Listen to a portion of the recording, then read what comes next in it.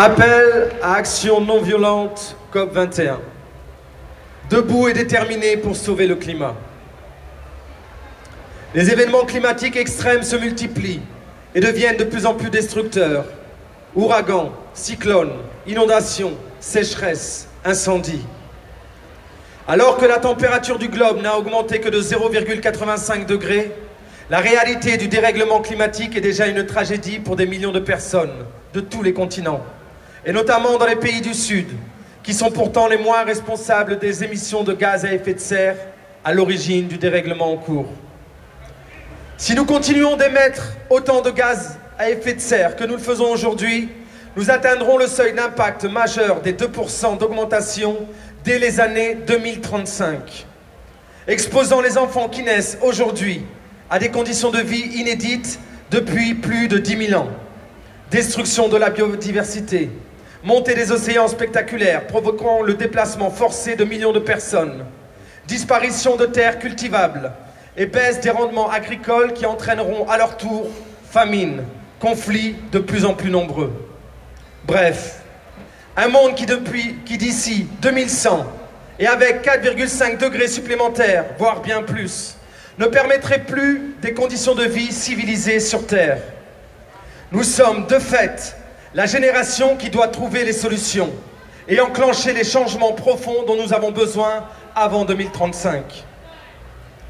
Mais le changement climatique ne tombe pas du ciel. Il est produit par toutes les multinationales qui continuent d'extraire les ressources fossiles du sol et qui développent de surcroît les fausses solutions qui risquent d'empirer la situation. Il est produit par l'inaction des politiques et le travail de sape des lobbies. Alors que la COP21 va replacer la question du climat au centre de l'agenda politique international, il nous faut absolument traduire la gravité et l'urgence de la situation pour que le grand public comprenne ce qui est réellement en train de se passer.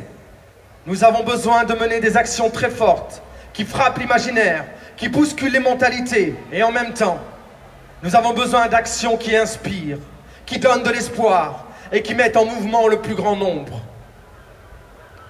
Nous avons les moyens de mener des actions à la fois fortes, radicales, déterminées, tout en bénéficiant du soutien de l'opinion publique et de la participation la plus large possible des gens via une stratégie d'action clairement non violente.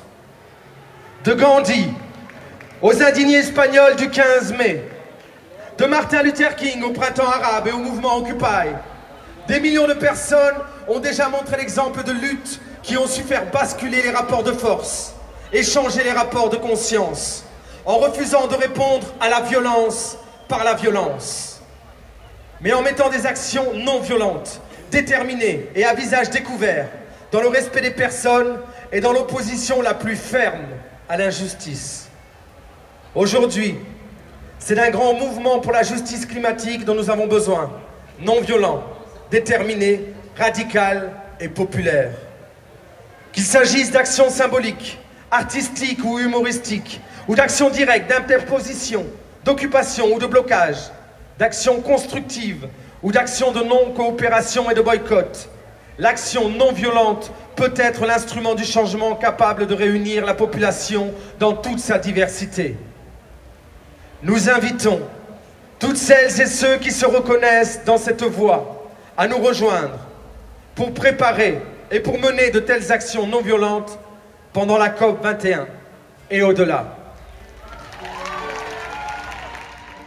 Sans haine, sans armes, sans violence, sans haine, sans armes, sans violence, prédicateur de la sainte finance, toxicomane, accro à la croissance, nous sommes de ceux qui vous désobéissent, la plèbe blasphématrice.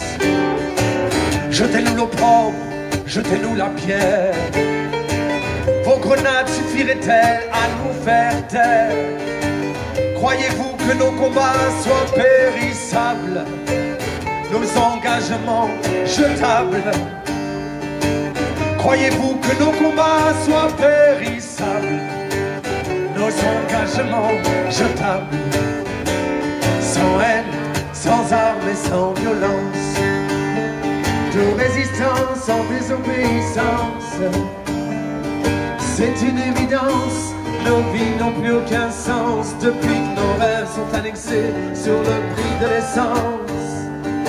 C'est une évidence, nos vies n'ont plus aucun sens depuis que nos rêves sont annexés sur le prix de l'essence. Sans haine, sans armes, sans violence, sans haine, sans armes, sans violence.